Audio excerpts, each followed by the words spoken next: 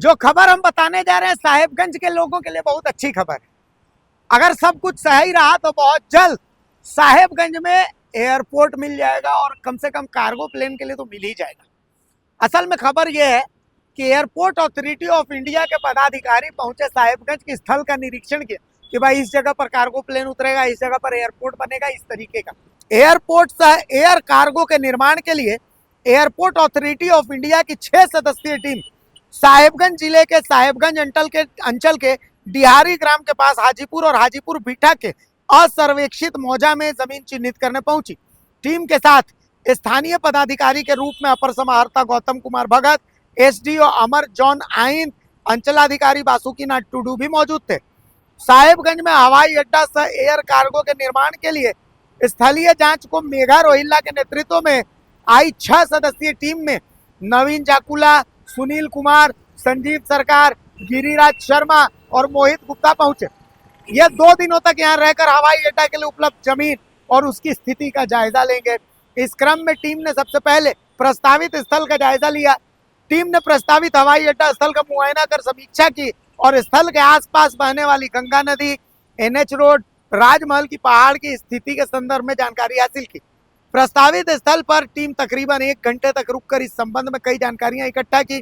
दरअसल हवाई अड्डा सह एयर कार्गो के निर्माण को लेकर जिले के साहेबगंज अंचल अंतर्गत हाजीपुर बीटा में तकरीबन 494 एकड़ जमीन प्रशासन की ओर से चिन्हित की गई है। इसमें करीब 57 एकड़ गोचर सरकारी जमीन और बाकी रैयती जमीन है। एयरपोर्ट निर्माण के लिए प्रस्तावित मौजा में वन भूमि नहीं है। माना जा रहा है कि साहेबगंज जिले में गंगा पुल और बंदरगाह निर्माण का औचित्य तभी सार्थक होगा जब उसकी कनेक्टिविटी हवाई अड्डा से हो। इसी परिप्रेक्ष्य में यहाँ हवाई अड्डा सह एयर कार्गो का निर्माण कराने की दिशा में सरकार लगातार प्रयास कर रही है। बता दें कि नॉर्थ ईस्ट के 7 सीटर माने जाने वाले राज्यों के साथ साथ चीन और बांग्लादेश की सीमा नजदीक होने के चलते आंतरिक सुरक्षा का भी ध्यान रखते हुए यहाँ एयरपोर्ट के साथ साथ एयर कार्गो का निर्माण कार्य प्रस्तावित है। यह जमीन निर्माणाधीन साहेबगंज मनिहारी गंगा पुल के काफी करीब है। ऐसे में गंगा पुल के माध्यम से नॉर्थ ईस्ट के 7 सिस्टर माने जाने वाले राज्यों में आने वाले यात्रियों के लिए एयरपोर्ट की कनेक्टिविटी काफी नजदीकी होगी और उनके लिए आवागमन काफी आसान होगा। प्रस्तावित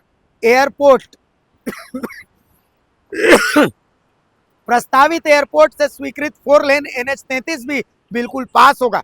जिला मुख्यालय से इसकी कनेक्टिविटी महज कुछ किलोमीटर की होगी। दरअसल पूर्व में इससे पहले 2022 में बोरियो अंचल के 8 मौजा में 139 एकड़ जमीन चिन्हित हुई थी। यहाँ पर एयरपोर्ट निर्माण होने से वन क्षेत्र में लगी करीब 1,86,000 पेड़ को काटना पड़ता।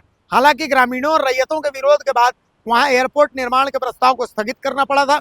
जेएमएम के केंद्रीय प्रवक्ता पंकज मिश्रा ये बार बार कहते रहे कि साहेबगंज में हवाई अड्डा निर्माण के लिए सरकार काफी गंभीर है।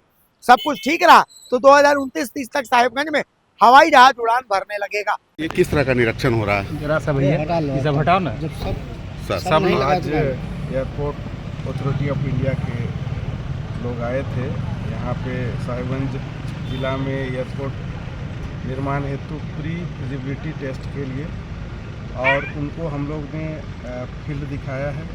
अभी उनका क्या रिपोर्ट आता है वो उनके ऊपर है। हम लोग पूरा एरिया उनको दिखा दिए हैं।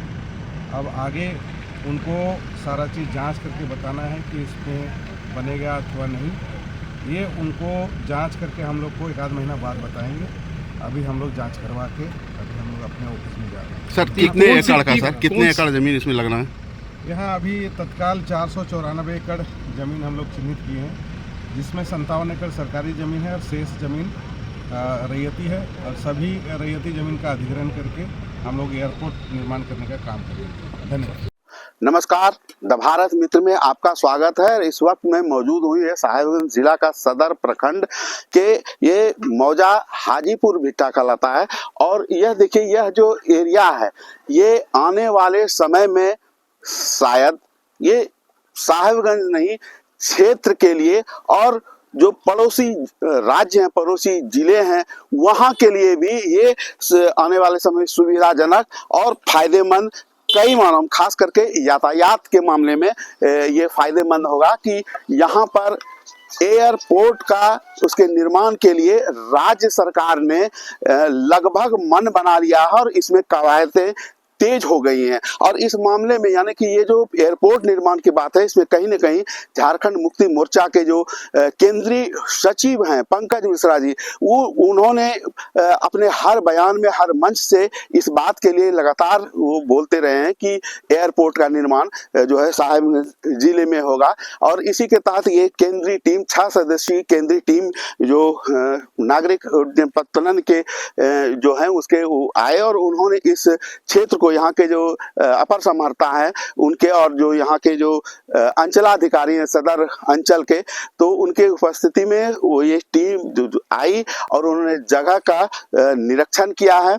और इस निरीक्षण के पश्चात जब टीम वापस लौटेगी और नागरिक उड्डयन मंत्रालय को अपनी रिपोर्ट जब सौंपेगी तो फिर यह तय हो पाएगा कि आने वाले समय में यहाँ पर जो है इसका एयरपोर्ट का निर्माण कितनी जल्दी शुरू हो पाता है। तत्काल जो अपर समर्था ने जानकारी दी है तो उन्होंने कहा कि लगभग 500 एकड़ जो है उसके जमीन इसमें इसके निर्माण में उपयोग में होना है, जिसमें कि 57 एकड़ जमीन वो जो होगा वो सरकारी भूमि है और बाद बाकी रैयतों की भूमि होगी, जिसे कि उचित मुआवजा दे करके और अधिग्रहण किया जाएगा। लेकिन ये सारी बातें ये तब होगी कि जब टीम सरकार को रिपोर्ट सौंपती है कि यहाँ जो कई तरह की तकनीकी चीजें हैं, यानी कि जो एयरपोर्ट स्थल होगा तो उससे जो जुड़ी मुख्य मार्ग है NH उसकी दूरी कितनी होती है, यहाँ जो गंगा है वो नदियां तो वो कितनी दूरी है, किसी तरह के हाई टेंशन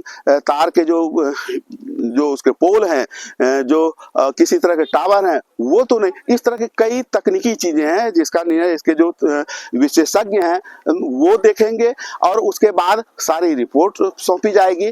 और अगर सब कुछ सही रहा और अगर यहाँ पर रिपोर्ट होने के बाद एयरपोर्ट का निर्माण होता है तो ये सिर्फ साहिबगंज जिला नहीं बल्कि क्षेत्र के लोगों के लिए कई तरह की सुविधाएं प्रदान करेगा। और आने वाले समय में जब ये जो कि यहाँ से पूर्वोत्तर भारत हो या फिर बंगाल हो या फिर दूर के जो चाहे वो यूपी हो बिहार हो या फिर दूर दराज के हरियाणा पंजाब, वहाँ से भी कई तरह के आवागमन की सुविधा होगी।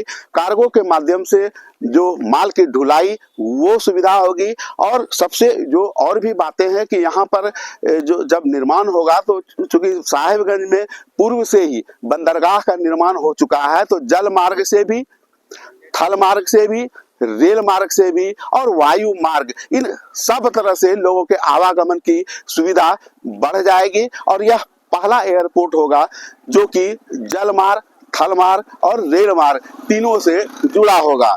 अब देखना यह है कि यह समिति जो आई है कब तक रिपोर्ट जो सरकार केंद्र सरकार को सौंपती है और उसके बाद जब मंत्रालय इसके निर्माण की स्वीकृति दे देता है तो राज्य सरकार जो लगातार इस ओर काद अपनी तेज की हुई है तो उपलब्ध कराता है इसके लिए निर्माण में जो कि राशि आएगी और उसके बाद निर्माण प्रक्रिया शुरू हो जाएगी। अरविंद ठाकुर, द भारत मित्र, साहिबगंज।